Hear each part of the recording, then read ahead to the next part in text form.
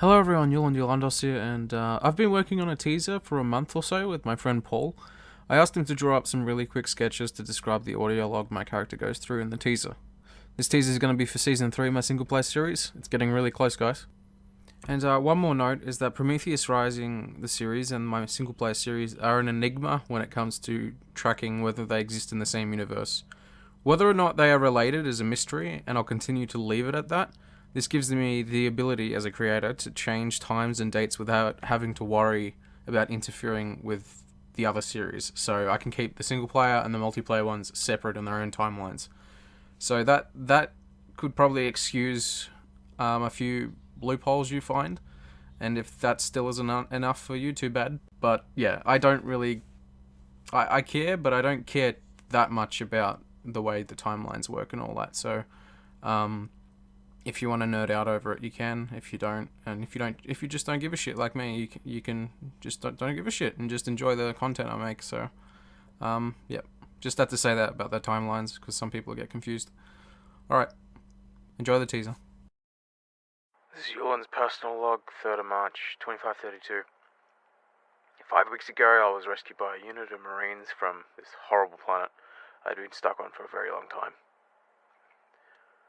Upon first contact, they seemed to have my best interests at heart, which were just getting out of there. After 3 days of telling the captain of the shuttle what I'd endured down on that planet, we finally arrived to their main spaceship, the US Chutney, I think it was called. I was assigned a room on the 3rd level and told not to explore beyond my quarters for some reason, and to await further instructions. For the first week, I managed to actually live quite comfortably. I didn't meet anyone else apart from a synthetic that would drop by every day. He would supply me with a clean change of clothes and food, but other than that, it seemed not to be programmed to answer any of my questions. Second weekend, I still had not heard from anyone at all. The synthetic started to pop up less as each time he would come, I tried to bother him for answers. Apparently him coming less and less each week was some sort of punishment for me asking questions. Fourth week came up and still no answers. I was starting to feel like a prisoner, so on the Friday of that week, I decided enough was enough. I needed answers, so when the synthetic arrived that night, I flanked him with a meat cleaver from the kitchen and shoved it right down the middle of his head.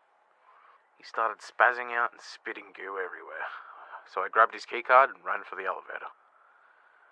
It turned out that level 3 was labelled on the elevator as no access. And as to why I was settled into a room on the level that said no access was beyond me, so I started exploring other levels. I began to realize that this keycard had access to everything. Also, strangely enough, everyone was wearing similar clothing, so no one even asked who I was. I literally just walked past everyone. Week 5 finally hit, and there were still no answers.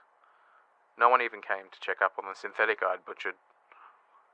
By now, I had begun to understand what sort of ship this was from the amount of people I passed. It seemed to be some sort of colony ship. There had been delivery rooms, common areas, public kitchens, everything you would expect in a ship containing a small society. It was time to head for the main deck as I wasn't able to discover any more answers to the loads of questions I had. So I exited the elevator 1 floor beneath the main deck as the synthetic's keycard would not allow me to the main deck. It seemed to be another storage level with large boxes covered in cobwebs. After enough scouting, I was able to find a large enough ventilation grate to fit myself through. So after crawling through vents for what seemed like an eternity, I finally started to hear voices and radio comms. I crawled onwards towards the sound and eventually found a grate I could peer through. So I'd made it to the main deck.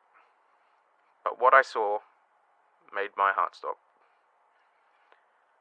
There in the cockpit, staring out into space, sat a Yautja, more formally known as a predator, and there were 3 humans around him working on holographic interfaces.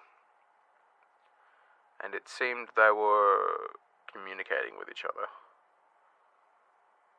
I was lost for words. I had so many questions. Specifically, how? Why? There was just too many questions going through my head at that point. And as all those questions are going through my head, the fucking air vent gave way, and all went dark because I think I passed out upon falling on my head right in the center of the main deck. So,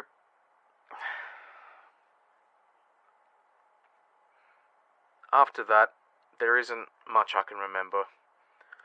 The last thing I remember was falling through that air vent.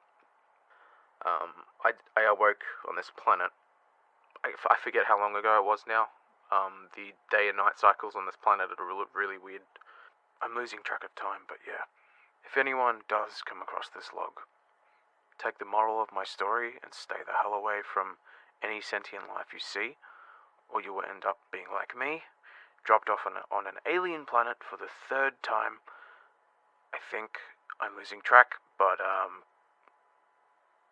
pretty much I'm beginning to feel like a lab rat running around in circles. Well, anyway, I better get moving because I'm tracking a really fat xenomorph, and I think if I can capture him, I will be set with food for at least 3 weeks. So I'm gonna have to bid you farewell here, if you're listening to this audio log, and hopefully you take the moral of the story.